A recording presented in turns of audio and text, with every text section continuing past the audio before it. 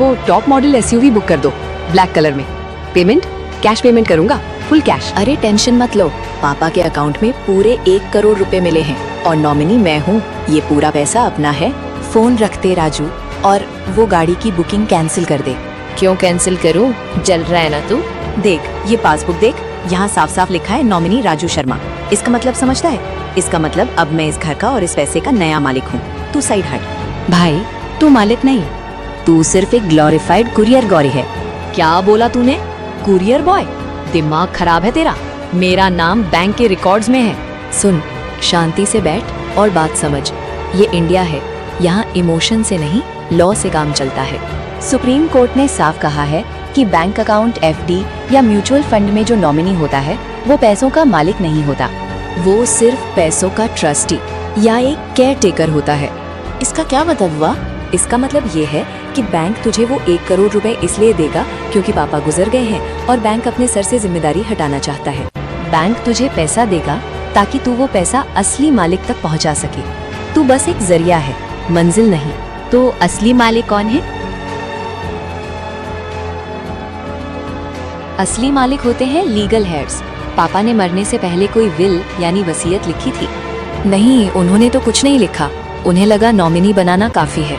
बस यही गलती हो गई। जब विल नहीं होती तो हिंदू सक्सेशन एक्ट लगता है और उसके हिसाब से क्लास 1 लीगल हेयर्स का हक बनता है। क्लास 1 में कौन कौन है? हमारी मम्मी, तू और मैं। मतलब सिंपल है, उस 1 करोड़ रुपए के बराबर हिस्से होंगे। मम्मी का हिस्सा, मेरा हिस्सा और तेरा हिस्सा। तुझे सिर्फ 33 लाख मिलेंगे। अगर तूने वो पूरे 1 करोड़ उड़ा दिए या गाड़ी ले ली तो मैं और मम्मी तुझ पर फ्रॉड का केस कर सकते हैं और तुझे जेल हो सकती है। यार ये क्या बात हुई? एक बात बता, अगर नॉमिनी की कोई वैल्यू ही नहीं है तो बनाते क्यों है?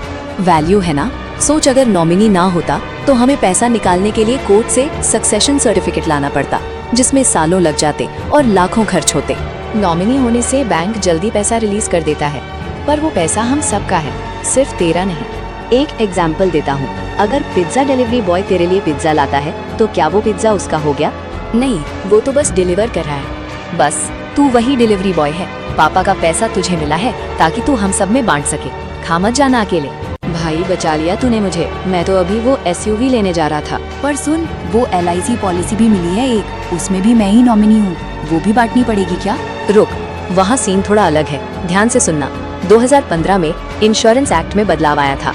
अगर लाइफ इंश्योरेंस पॉलिसी में नॉमिनी माता पिता, पति पत्नी या बच्चों में से कोई है तो उसे बेनिफिशियल नॉमिनी माना जाता है। सिर्फ इंश्योरेंस के केस में नॉमिनी ही फाइनल ओनर होता है। अगर वो LIC पॉलिसी है तो वो पैसा सिर्फ तेरा हो सकता है, उसमें हम क्लेम नहीं कर पाएंगे। सच में? मतलब बैंक का पैसा सबका लेकिन इंश्योरेंस का पैसा सिर्फ नॉमिनी का? हाँ, मोटा मोटी यही रूल है। बैंक और शेयर्स में नॉमिनी केयरटेकर है। इंश्योरेंस में अगर क्लोज रिलेटिव है तो वो मालिक है।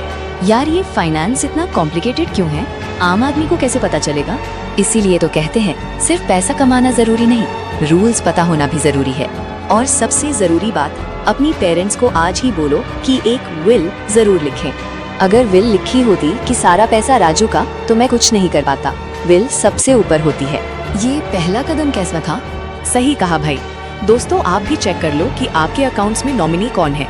और सबसे इम्पोर्टेंट, आज ही बैठकर अपनी वसीयत यानी विल प्लान करो ताकि बाद में फैमिली में झगड़े ना हो। बिल्कुल, और ऐसी इम्पोर्टेंट जानकारी के लिए चैनल को अभी सब्सक्राइब करो और वीडियो को शेयर करो। पैसा बचाओ, रिश्ते बचाओ।